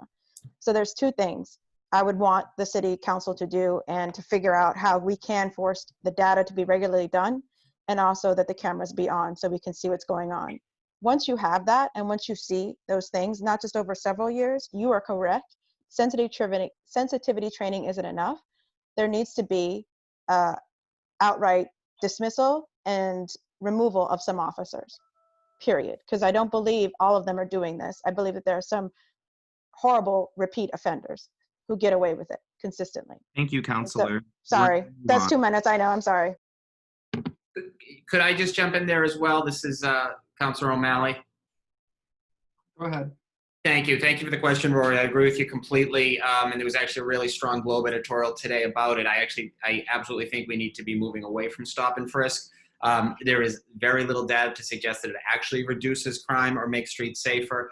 And I would agree with everything Councilor Edwards said before, and I would also echo the great work that Councilor Campbell has done in this space, particularly as it relates to increasing body cameras and updating technology with body cameras so they have a longer battery life and et cetera. The fact of the matter is, for another concrete example we can do to address and to move away from stop and frisk, is that we currently, the way the policy, it allows reasonable suspicion as a category, which is a very, very broad category, and clearly can lead to profiling, particularly Black and brown men, particularly, but Black and brown people in general. So we need to share the data, increase the body cam capabilities, really move back to what Commissioner Evans did during his time as commissioner, which was just to constantly update the council and the public on what the data is. Sunlight's the ultimate disinfectant, so the more data that we can share, I think the better we're all served. But I appreciate the question. Do you want to call on somebody, or I can go next? I see Bach also has her hand up. Let's go ahead and start with Kenzie and then Julia. Yeah, I just wanted to say that data to me just confirms all the problems with a stop and frisk policy. And personally, I don't think we should have one. I think the chances that you can hold I agree that there are bad actors and that maybe you could help root out with the right data. I just think the skew of who's getting stopped is just so great that it seems to me that and knowing the way, the impact it has on people tensing up, just knowing that might be their interaction repeatedly with the police. I don't see a basis for continuing to do it. So. Thank you. Next, thank you, Roy. Thank you, Roy, for asking the question. I've been really outspoken on the issue of racial profiling, particularly around the gang database, which right now is over 90% Black and brown, when we only have 44% of the city is white alone, and somehow the gang database is 90% Black and Latino. It just is unacceptable, which is why I've been calling to abolish the entire gang database, period. And the other thing is that for me, as a woman of color, when I'm driving down the street, even if I don't do anything, if I see a police car behind me, I start to feel as though I did something wrong.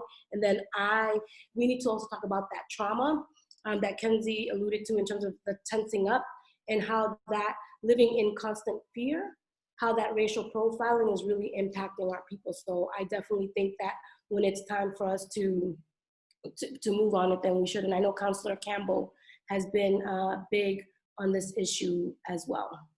So thank you for asking that. And again, I go back to the people have the power. You all on the outside making noise and defining and identifying things that we should be advocating for is definitely one of the ways that we can also address this issue. And then we also have a lot of unsolved murders here in the city of Boston. And even though that's not a specific response to the racial profiling, how come we have to think about why our people, when it comes to the murders that we're seeing here in the city of Boston, they continue to go unsolved. That's something that we also need to look at. Mm-hmm. Thank you, Councilor Mejia. And thank you to Rory. We are now going to move to Deb Ade. Deb, are you here? Yeah, I am here. So when this webinar started, counselors said that they came to listen to the youth, yet your actions prove otherwise. And with all the questions that were asked, I noticed a pattern within a certain demographic of counselors that they answered with neutrality. Why are you guys staying neutral about human lives being on the line? Why are you staying neutral about funding positive change for the community? Why are you guys staying neutral about doing your jobs? You had weeks and months to prepare and research for the budget, and y'all are just now doing it a week away.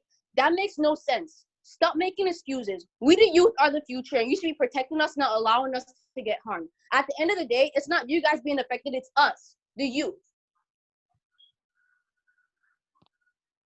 I'm done, thank you. Thank you. Thank you so much, Deb. Does any council member have anything to say to that?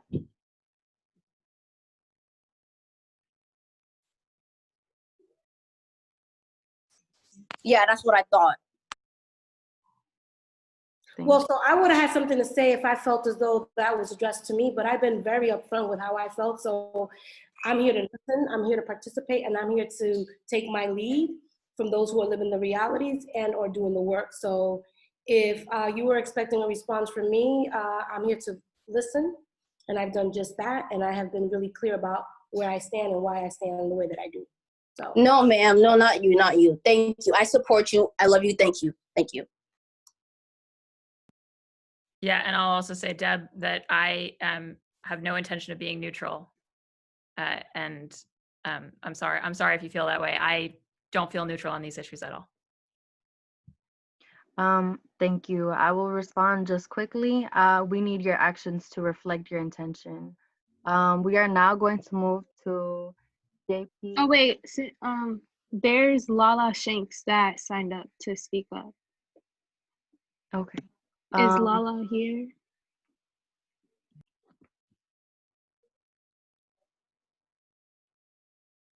Oh, to answer somebody's question, Flaherty's laptop died. Flynn, I do not. Oh, he also said that he had to go to another meeting. Yes. Oh, Lala's question is in the chat.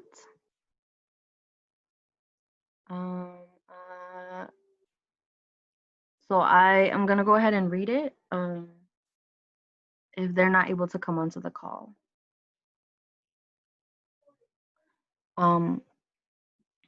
So they begin with a quote.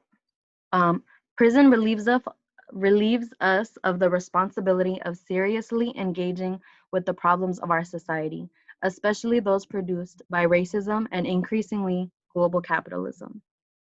Quote, Angela Davis. Whether or not you are for the demands 1, 2, or 3, knowing that police have historically and presently oppress and commit violence against your constituents, in what ways do you plan to put an end to this violence and sustain public safety?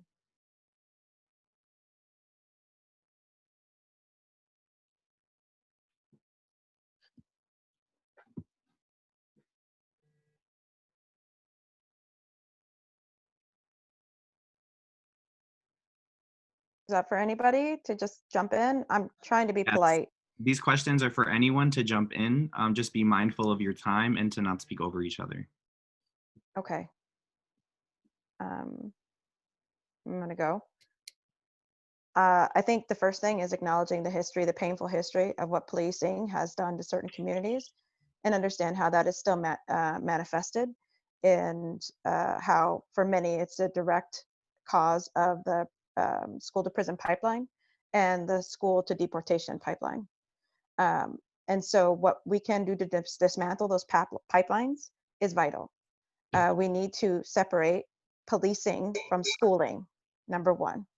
Number 2, we need to make sure that our police officers are public, or people that we actually acknowledge that we need a public safety officer, not necessarily a police officer who is dedicated to enforcement of the laws, which may not be just.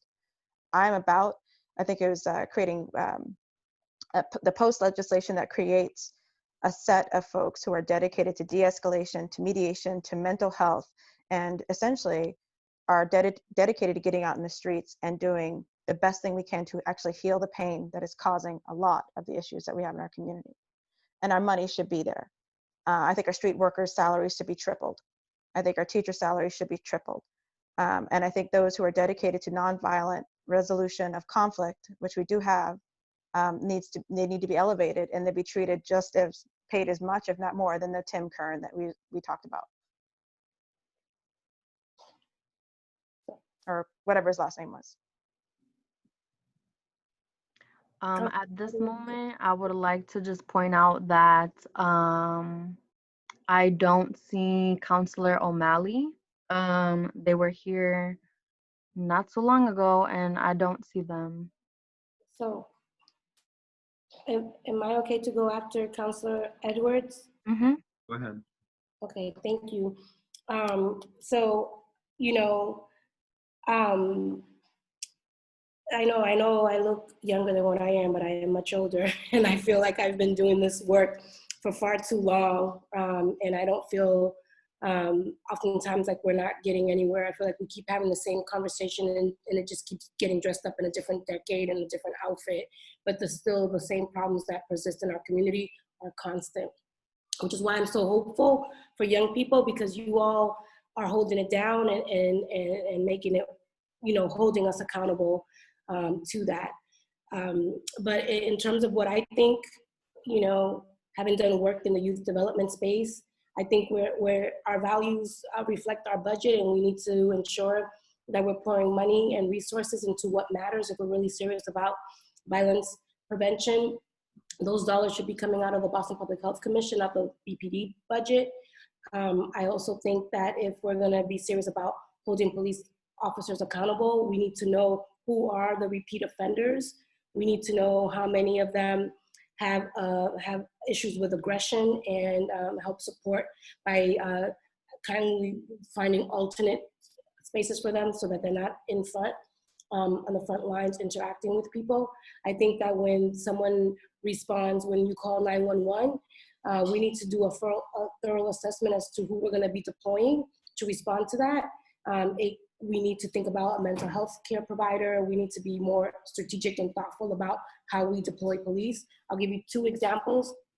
During the Trans Life Matter, the Trans Life vigil on Saturday, there was a man that had some mental health issues and was not happy. I was able to de-escalate that situation even though the police were there, but oh, dang, my time is up. So the other piece of it is that with my fireworks situation, I'm working with a community-centered approach so that we're not calling 911 to deal with that situation. Is trying to figure out how we could do that through neighbor to neighbor and real community organizing. I think we need to go back to the basics. And I think that as people, we can take care of ourselves. We don't need policing to tell us how to show up and how to be, and then try to keep us in check. Thank you. everyone. With Can I jump in? I do want to be cognizant of time. It is almost 5:50, and we have. I'll be really quick. We're gonna move to Councilor. Okay, it's just I'm the only other counselor who's still here, and you let the other 2 speak. But okay. Can you let my colleague speak? I don't mind waiting for her. I'll stay on if you guys allow her to speak. That would be great. I agree. I think that's fair. Okay, you can start. I'll keep it brief. I think I totally agree about looking for an alternative to 911. I also think that we need to be shifting money into housing. One of the things that I think about a ton is how much police time we spend policing people who are unhoused in our city. And because I represent a big part of downtown, a lot of that policing happens in my area. And I think that some folks know I worked at that housing authority before this. And I think looking at ways that we can add public housing units, that we can add like access to housing, like more vouchers, just like a host of, we're starting a city funded voucher program. Are there other ways to build out the city's capacity to house people? To me, that's a big piece of the puzzle when I think about what would an alternative city look like that had fewer resources to police and more resources elsewhere. I think growing our housing is critical. So I'll stop there for time. Thank you. So JP, are you here? Hello? Hey, we can hear you. Okay. All right, perfect. So my name's JP. I live in East Boston. So Councilor Edwards, I'm your constituent. But well, first I want to thank you, Councilor Edwards, because you do stand a lot for equity in the neighborhood of East Boston, and just a lot of issues like tackling the zoning laws as well. I thank you a lot for that. And but what I want to get to is the fact that in East Boston, as you very much well know, Councilor Edwards, there has been an investment, a $30 million investment in Eagle Hill to reconstruct a new police station. And I felt I wanted to know where you stood in that decision, but also I just wanted to also iterate that well, since every other counselor that's left here is a freshman, you're the only one that can really vouch for it, and you're She died. I know, but how? She got here. Continue. Hello. She had Okay. something happen in her liver or something like that. And that's it. Camila, can I ask that you go on mute? Thank you. All right. Well, I would just like to remind the counselors that it's 5:52, and to please keep your responses or your questions to like a minimum. Thank you. Sorry for interrupting. yeah. So anyways, there's a $30 million investment to making a new police station, even though we already had one. And I was wondering where you stood in that decision-making on the city council. And also, I wanted to iterate that there's plenty of like after-school programs that we need to fund that we can use this, like, that we can use these resources for better places. Like there's after-school programs that people need to go to that are way too expensive for, sorry, I have a train station next to my house, but that are way too expensive for parents to afford, and they need to put their kids somewhere so that while they're at work or whatever it may be, that they're in a safe environment and that they're doing their homework. And I feel like diverting that money, instead of making a $30 million police headquarters, which is probably like the most expensive thing I've ever seen built here, aside from what we get from the airport to build new parks. I just think it's just ridiculous when I see something getting built like that. And I just wanted to know your position on that. Yeah, so correct. We are getting a new police station. The current police station had petitioned for this for years, and the community, or at least several members of the community, have been pushing for it to be moved, specifically out of Maverick Square into on the city lots. I supported the move, and I support the building that they're moving out of becoming the community space that you just talked about. We need to reimagine that space and make it one that serves all the folks in East Boston. So I think that we can get both. Can you hear me? Yeah, I heard you. Just to follow up, I mean, I appreciate that the new police headquarters is getting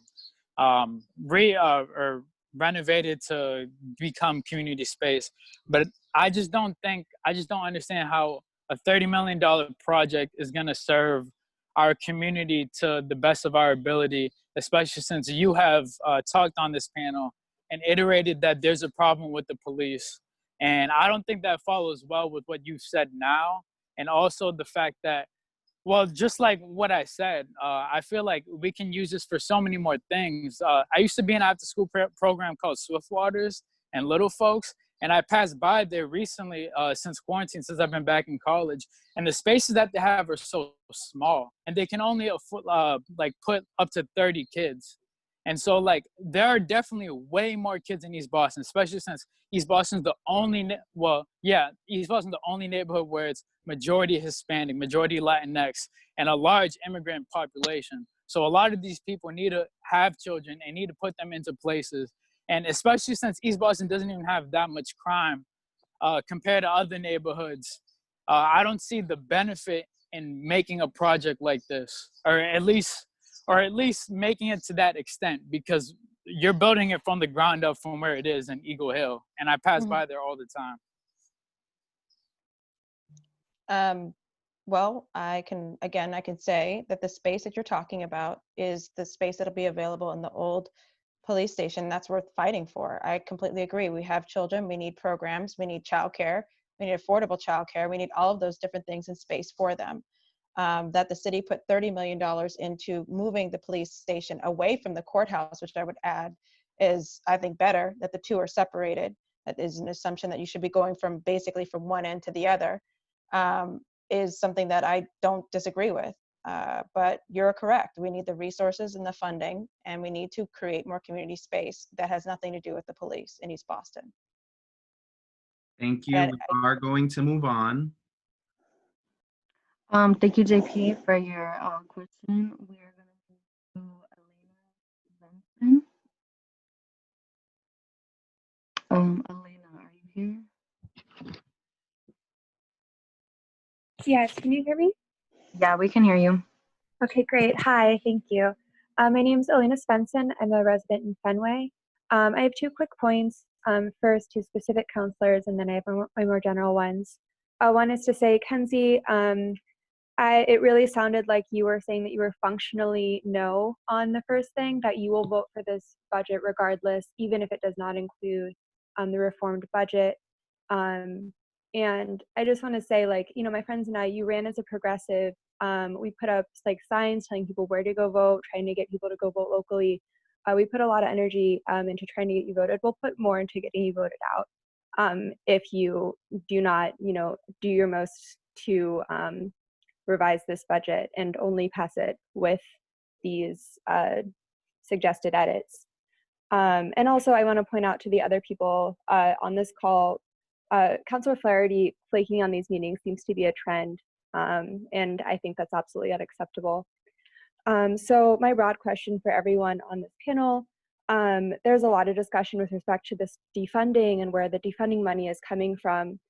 And there seems to be a lot of quibbling about this overtime versus the overall budget. First, I would want to ask, is this relevant to the 12 million that is already proposed from the mayor's budget? And can we clarify then, would you even shift even just the 12 million, would you try to get that out of the overall budget, since it seems like even the measly amount that's already been proposed by the mayor wouldn't even functionally be able to be taken if they're able to go over a budget and it's allowed to go through this collective bargaining regardless. And you know, if the main thing that you want to talk about is these roadblocks, can you specifically then talk about what each of you can do to then fight those roadblocks? You know, what can you do to dismantle this collective bargaining? What actions will you take to do that? Because these roadblocks are unacceptable. And I want to especially put this and orient this conversation in the context that, you know, San Francisco, Minneapolis, these city councils voted to completely defund their police departments. LA is considering similar legislation. So, you know, this quibbling is really unsatisfactory when we see what other cities have put forward. Thank you, Elena. Just to be cognizant of time, I'm yeah, that's the end. Yeah, right that's it. Thank you. Yep. Thank you. Can I respond? Mm-hmm. Thank you, Elena. So this is what I would say. I am committed to figuring out how we structurally decrease our police department budget in a serious way. And yes, you ask about the collective bargaining agreement. I think that the city council needs to use its power to say, we won't accept, we will not approve a collective bargaining agreement that doesn't both include a series of reforms related to discipline and other matters, and also that doesn't allow us to bring down the size of the department and the pay that we have to overtime. Okay, that's where I am. And to the point about holding me accountable, we're going to be voting on next year's budget, which we're starting the CBA negotiations now, right? Next summer, which will be right before the election. So absolutely hold me accountable. I want you to do that. I am a progressive, and I want us to cut this budget and shift it into the things that I hear FTP asking for the money for. I do not think that talking about the collective bargaining agreement should be an excuse or a reason for us not to make this move. I think that we're only going to get the structural systemic things done if we acknowledge the ways in which they're structural and systemic and hard. And the way that our funding system is set up, the collective bargaining agreement is a huge piece of the puzzle, and it is fairly opaque to the public. And if we don't move it, we can't move a bunch of the big pieces that we want to. So that's why I talk about it. Not to say, oh, we can't possibly do anything, our hands are tied. In fact, I think we're really fortunate that this year is the year that agreement is up, because it lets us make moves on that in a way that we wouldn't be able to in a satisfactory way if it were a different year. So absolutely, please hold me accountable on that. Yeah, thank you for the question. Thank you. So we are gonna move into a lightning round. Attendees still have 2 minutes to ask their question. However, the answers are gonna be shrunk down to 1 minute, please. And the next person I have is Carla. Carla, are you here?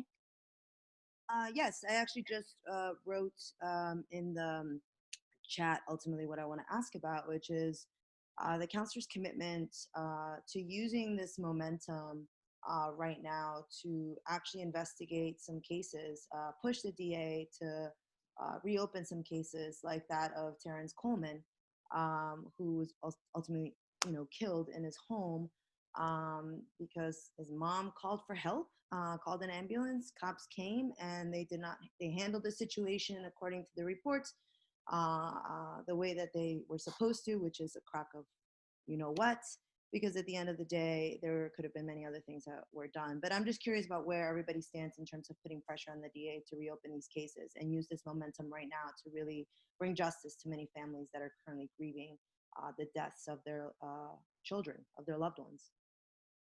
I'm going to go ahead because I have to leave for the the Conservation Commission hearing, which started at 6 o'clock. And I have 2 points from my district that I need to deal with. So I have to say I support the DA. I don't think she's going to need much push to do it. And if she has needed much push, please let me know. But I'm happy to push for the DA to do her job in bringing about true justice and all crime, like especially when we're talking about people dying because they have mental health issues and their family really just needed some help. And I can't imagine how his poor mother feels. And so I'm happy to work with whomever on that letter. But again, I don't think DA Rollins needs much pushing. So I apologize. I do have to go to the CONCOM meeting, which started. Thank you, and thank you for making the time to be here, as a lot of the other counselors left early or just did not show up. And that thank you is also spread to Councilor Bach and Councilor Mejia. And I don't know if you want me to answer any of the questions. I want to be super mindful of the process and the time that you have here, but I just wanted to, if you don't mind, just wanted to address the first question. Obviously, I agree with Lydia. Rollins is not going to need a lot of push because she's all in. But I would like to just make it really known to folks that unfortunately the way our charter is set up, that the city council here, we have some power, but we have a strong, what they call strong mayoral kind of government structure. So what things that you see in Minneapolis and things that are happening across the other cities, why we can't do that, unfortunately, we don't have that kind of government that gives the council that power to do that. So one of the things that we can do is utilize our voices, and I've been talking about this inside-outside strategy, is that if people like you and activists who are out here uplifting this is one of the ways that we can do this. And then the other thing is for the council is to have a direct seat at the table during collective bargaining agreements, so that the voices of the people are included in every step. And I know there's some pushback around what that may look like, but I believe that whether it's the council or not, there needs to be more of accountability in those spaces, because this collective bargaining, sometimes we're bargaining against ourselves, and we need to look at that. It's called a strong government, a strong mayor governance structure, where we can email you. We will actually do a little video, because I want to manage everybody's expectations. The way things that work here inside City Hall, it's a little bit different than other cities, but we'll do a video about the realities that we're facing up in here, y'all. Thank you, Councilor Mejia. We do want to honor people's time. If the two remaining counselors that are left have additional time, we can keep the Zoom call open as there are more questions, but we do want to honor folks' times and commitments. Yeah, well, I would just have to say that I do have another youth engagement that's going to be starting shortly. It's a national conversation very similar to this, that I am going to be a panelist on, so I need to Zoom my way there shortly. I'm willing to take one more question if it's helpful. You guys, if those who are not following me can follow me. This is our journey together. You can find me on Julia for Boston on Twitter, Facebook, and or Instagram. My email address is julia.mejia@boston.gov. I'm here for all of it. I'm here to work in collaboration with each and every one of you. And I really do appreciate you hosting this event and giving us an opportunity to hold ourselves accountable to the people, because that's what we're here to do. Thank you. And Councilor Bach, are you able to stay for one more question as well? I can definitely stay for one more. I also am supposed to be at a 6 o'clock thing, but I can stay a little longer here. And I'm also really grateful to you guys for hosting this and for all the good questions and all the good work. Thank you. All right, so we'll select one more person. So there are no more people raising their hands from the attendees, but there are Q&As in the chat. And I'm just going to pick one from Anonymous. FTP suggested at least 10% defunding of Boston Police Department. What percent would you commit to defunding for the fiscal year 2021 and then for fiscal year 2022? Where would you reallocate those funds, considering that this should also be decided with communities? I think I mentioned earlier in my remarks that I was really looking for 15%. instead of 10. I think that these times require us to be a little bit bolder and louder about the issues that we are dealing with every day. You know, we're dodging the same bullets. There are a lot of people out here who are struggling to make their ends meet. We have issues of housing, mental health. You know, our students are, you know, every year we're not funding schools to the way that we should. And I think that if we're serious about uplifting our people, then we're gonna have to put our money where our mouth is. I'm looking for year-round youth jobs. Summer youth employment is important. And also I'm pushing for 5,000 year-long youth jobs. I think the minimum was 4,000, but I believe if we ask for 5, we're lucky if we get 3. And we should just be happy with at least 1. I don't think that that is the way we should go. We should ask for what we need. And I think youth jobs, mental wellness, issues around trauma-informed practices are important to me. And aside from Thank you, Counselor. We do want to keep people to their time. oh shoot, okay, bye. Counselor Bach. Yeah. Oh, 1 minute. Okay. Oh, it's 1 minute, sorry. So I think, so actually, I think what we would want to do, the way we'd want to answer this is by having a participatory process that looks at like, what are the things that we need to fund and works backwards from that. Cause I actually think one of our problems is that we start with like, oh, all these police functions that we currently have must be funded. And then it's like, well, that's what we've got. But I think if we started with, you know, how is the city providing more housing, or how is the city providing, you know, more mental health counseling, and we sort of said, oh no, we don't have enough to do both these things, it would help us shift those resources over. So I definitely, I have heard people calling for a more participatory budget process, and, you know, I'm new in this job, but I'm hoping that that's something we can really start in the fall, so that we're not having this conversation in this way right at the tail end of the process. So thanks. Thank you. So time check, it is 6:10. I would like to thank both the counselors for staying for even longer than we had asked. I do want to close out with a couple of things. I want to talk to the attendees and remind them that the council members work for us. We are the people, and we deserve to have the most power in saying where our money goes. This is our budget. All the things affect us directly. Another thing I want to say is that For the People is working on scorecards for each and every single council member.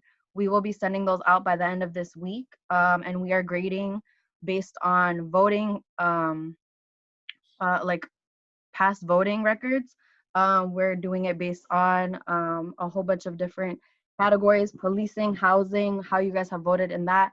We are looking at campaign funds, and we just want to keep all our attendees' eyes open for that. We look forward to calling for certain people's resignations, and we just want to remind people that Marty Walsh did not come today. He was not able to come, and I think that shows a lot.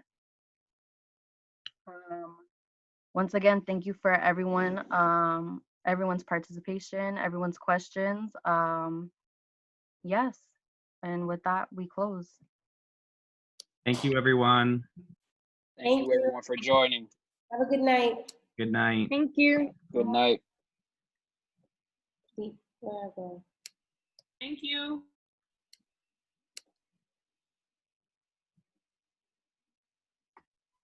Marty, any last thoughts?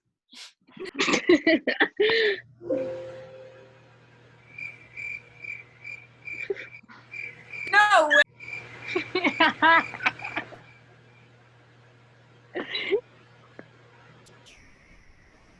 Thank you guys. I'm like barely seeing you guys in the chat, but thank you guys.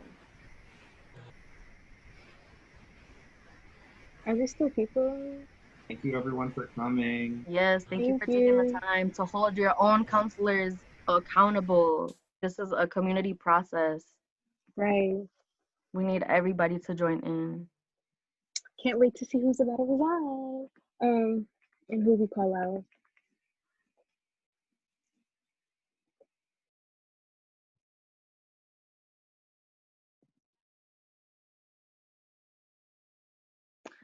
You know, we have socials, we have our petition, we have Cash App for all those people with the resources. Yeah, continue to hold your counselors accountable with us.